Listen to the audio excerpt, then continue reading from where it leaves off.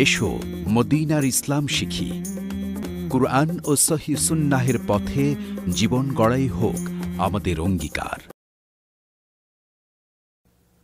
আসসালামু আলাইকুম ওয়া রাহমাতুল্লাহি ওয়া বারাকাতুহু। সুপ্রিয় মুসলিম বন্ধুগণ, বর্তমান সমাজে সবচেয়ে বেশি পরিচিত একটি শব্দ ভেগে যাওয়া, পালিয়ে বিয়ে করা। একে আমি বলি ডিজিটাল বিবাহ নামে ডিজিটাল জিনা ব্যভিচার। এর কারণ কি? সোশ্যাল মিডিয়াতে অথবা সরাসরি সাক্ষাৎ যুবক যুবতী, তারপর তাদের মন লেনদেন, কথাবার্তা শুরু হয়, শেষে আরেকটু এগিয়ে যায়।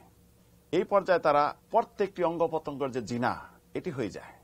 শেষে সরাসরি প্র্যাকটিক্যালি যখন যাবে, তখন তারা চায় বিবাহ করতে। বিবাহ করতে যখন অভিভাবকদেরকে পেশ করা হয় প্রস্তাব, তখন অভিভাবকরা এটি রাজি হয় না, কারণ এটি তাদের জন্য মঙ্গলজনক মনে করে না। শেষ পর্যায়ে তারা একজনের হাত ধরে আরেকজনে পালিয়ে যায়। পালিয়ে গিয়ে তারা আশ্রয় নেয় কাজী অফিসগুলিতে অথবা কোর্টে। আশ্রয় নিয়ে তারা বিবাহর কাজ সম্পন্ন করে। সম্পন্ন করার পর তারা ঘর সংসার করতে থাকে, মনে করে আমরা বৈধভাবে বিবাহ করছি, আমাদের জন্য এখন সব হালাল, সব জায়েজ। জেনে রাখেন, এইরকম ভাবে বিবাহ সম্পন্ন করে যত দিন ঘর সংসার করবেন, আপনি জিনাকারী, কিয়ামতের দিন জিনাকারীর কাতারে দাঁড়াইতে হবে। ইসলামিক শাসন ব্যবস্থা অনুযায়ী আপনার দুনিয়াতেই এটি শাস্তি হলো।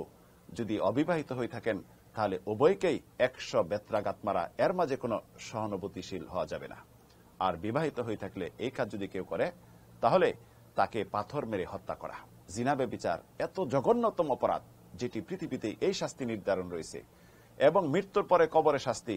কিয়ামতের দিন তাদের কি হবে, এটা আল্লাহ ভালো জানেন। একজন মুসলিম সত্যিকার অর্থে সঠিকভাবে যেটি বিবাহ করবে, অভিভাবকের অনুমতি নিয়ে। ছেলের অভিভাবক নয়, বরং মেয়ের অভিভাবকের সম্মতি ছাড়া, অনুমতি ছাড়া বিবাহ হবে না। রাসূলুল্লাহ স্পষ্ট করেছেন, মান নাকাহা বিগাইরি ওয়ালিয়িন ফানিকাহুহা বাতিলুন বাতিলুন বাতিলুন। কেউ যদি অভিভাবকের সম্মতি ছাড়া বিবাহ করলো, এই বিবাহ বাতিল বাতিল বাতিল। 3 বার বলেছেন, গুরুত্ব দেওয়ার জন্য, এটা কখনো বৈধ হতে পারে না। এই বিষয়ে একাধিক হাদিস রয়েছে। ইসলামিক বিবাহের পদ্ধতি হলো, অভিভাবক তার কন্যা থেকে সম্মতি নিয়ে আসবে। সম্মতি নিয়ে আসার পরবর্তীতে ছেলের সম্মুখে প্রস্তাব পেশ করবে। উপস্থিত থাকবে 2 জন সাক্ষী, যারা তাদেরকে চিনে। মহারানা উল্লেখ থাকবে। পরবর্তী ছেলে প্রস্তাব গ্রহণ করবে। এটাই হলো শরীয়তের দৃষ্টিতে বিবাহ। তবে এটি লুকোচুরি নয়, ঘোষণা দিয়ে। এই পর্যায়ে কাজীদের কাজ কি? সরকার থেকে নিযুক্ত, তারা শুধু রেজিস্ট্রেশন করবে যে বিবাহ নিবন্ধন, এইটুকু। এটাই হলো শরীয়ত সম্মতি বিবাহ। এই না করে বর্তমানে যেটি ডিজিটাল পদ্ধতিতে প্রেম, ভালোবাসা, প্রণয়, তারপরে যেটি বিবাহ হচ্ছে, এই অবস্থা যদি চলতে থাকে, সত্যিকার অর্থে তওবা করে সঠিকভাবে ইসলামিক পদ্ধতিতে বিবাহ সংগঠিত না হয়, তাহলে তারা জিনাকারী।